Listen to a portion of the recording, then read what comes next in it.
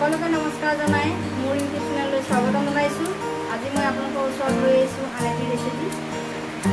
ব'লকচোন মোৰ ভিডিঅ'টো আৰম্ভ কৰোঁ। এয়া মই ব্ৰইলাৰ এইখিনি লৈছোঁ, 400 গ্ৰাম লৈছোঁ। এই ব্ৰইলাৰ মাংসখিনি মই প্ৰথমতে বইল কৰি ল'ম।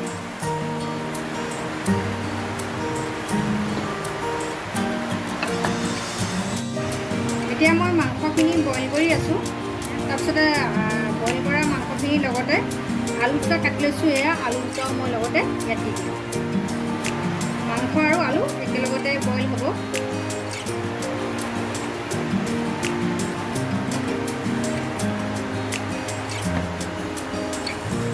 পিঁয়াজ কেইটামান কাটি লৈছোঁ। বিলাহী এটা লৈছোঁ। বিলাহীটো মই পিচি ল'ম, মিক্সিত মাৰি ধুনীয়াকৈ মিক্সিত পিচি ল'ম। তাৰপিছত নহৰু লৈছোঁ কেইটামান। 400 গ্ৰাম মাংসৰ কাৰণে ইমানখিনি মোক বস্তুৰ প্ৰয়োজন হ'ব। জলকীয়া মানে আমি যিমানখিনি খাওঁ সিমানকৈ 4টা জলকীয়া লৈছোঁ। ধনিয়া পাতটো লৈছোঁ, ধনিয়া পাতটো পিছত দিয়া হ'ব। আৰু আদা লৈছোঁ এখন, তেজপাত লৈছোঁ 3টা। এইখিনি মই এতিয়া পিঁয়াজটো কাটি লৈ নহৰু, জলকীয়া, আদা এইকেইটা মই একেলগে আদা, নহৰু আৰু জলকীয়া এইখিনি মই একেলগে পেষ্ট বনাই ল'ম।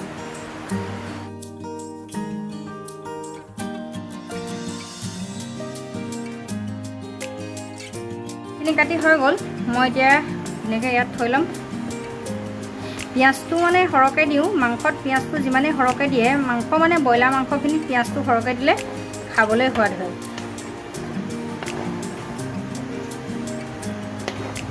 মই এতিয়া চাম মাংসখিনি কিমান উতলি আছে। এয়া ধুনীয়াকৈ উতলিছে। মই সম্পূৰ্ণ বইল নকৰোঁ, হাফ ডান কৰিম।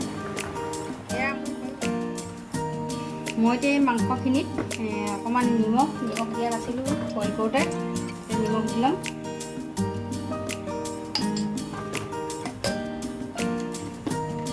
অলপ হালধি পাউডাৰ,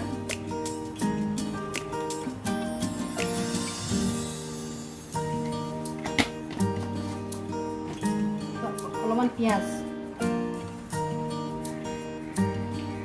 ইয়াত মই অকণমান সৰিয়হৰ তেল দি মিলাই লৈছোঁ। বেছি নিদিওঁ।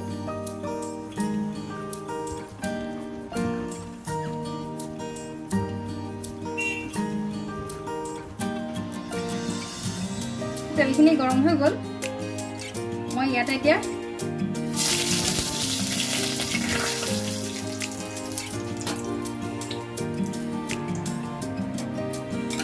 দিলোঁ। এতিয়া মই পিঁয়াজখিনি দিছোঁ।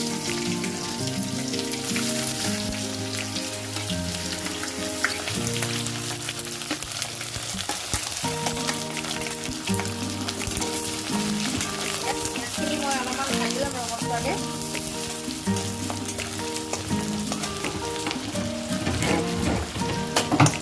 মই অলপমান ৰঙচুৱা হৈ যোৱাকৈ ইয়াতে ভাজি ল'ম ধুনীয়াকৈ।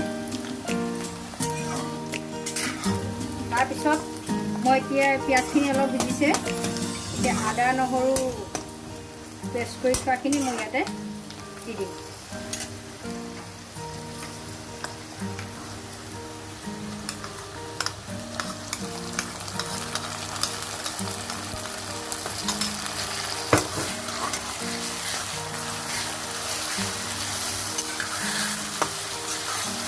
লৰাই লৰাই অকণমান ভুজিবলৈ দিম আদা নহৰুখিনি।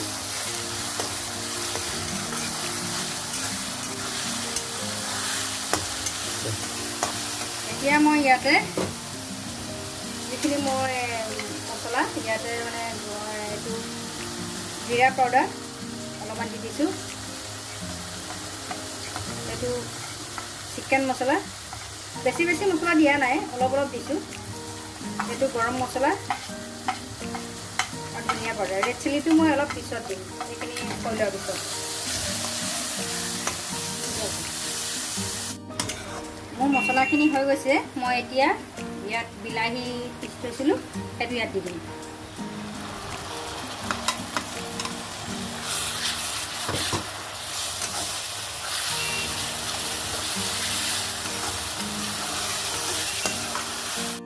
আমি এটা কথা মন কৰিব লাগে, আমি যেতিয়া মাংস বা কিবা বস্তু বনাওঁতে বিলাহীটো দিওঁ, তেতিয়া বিলাহীটো দিলে অলপ ভিজাই ল'ব লাগে।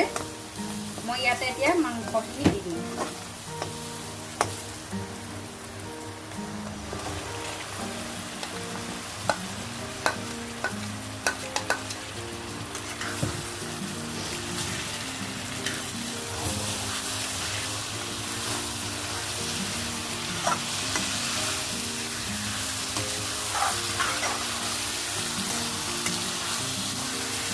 এয়া এনেকৈ মিলাই দিছোঁ।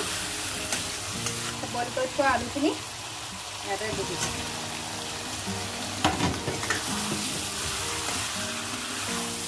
এইখিনি মোৰ মিলাই হৈ গৈছে। এতিয়া মই জুইটো কমাই ঢাকনটো মাৰি ভাপতে সিজিবলৈ দিম।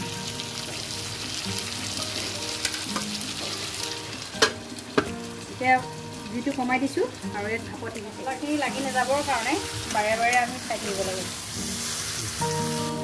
এইখিনি মোৰ হৈ গৈছে। মই এতিয়া অথনি যেতিয়া মই মাংসখিনি বইল কৰিছিলোঁ সেই পানীখিনি থৈ দিয়া আছিলে, সেই পানীখিনি এতিয়া ইয়াতে দি দিম। তাৰপিছত গেছটো এতিয়া মই বহাই দিম। চাম এইখিনি ধুনীয়া হৈ গৈছে। এনেকৈ কালাৰ আহিছে। ইয়াত মই এতিয়া নমোৱা 2 মিনিটমানৰ আগতে লং, ইলাচি, দালচেনি পিচি ইয়াত দি দিম। এতিয়া মই অলপ গেছটো কমাই থৈছোঁ। লং 2টা, দালচেনি 2 টুকুৰা আৰু ইলাচি 1টা। এইখিনি লং, ইলাচি, দালচেনি মই পিচি লোৱাৰ পিছত মই ইয়াতে দিম। লং, ইলাচি, দালচেনিয়ে বৰ ধুনীয়া এটা হোৱা নাই, খাবলৈ ভাল হয়। এইখিনি মোৰ এতিয়া হৈ গৈছে। মই এতিয়া গেছটো অফ কৰি দিম।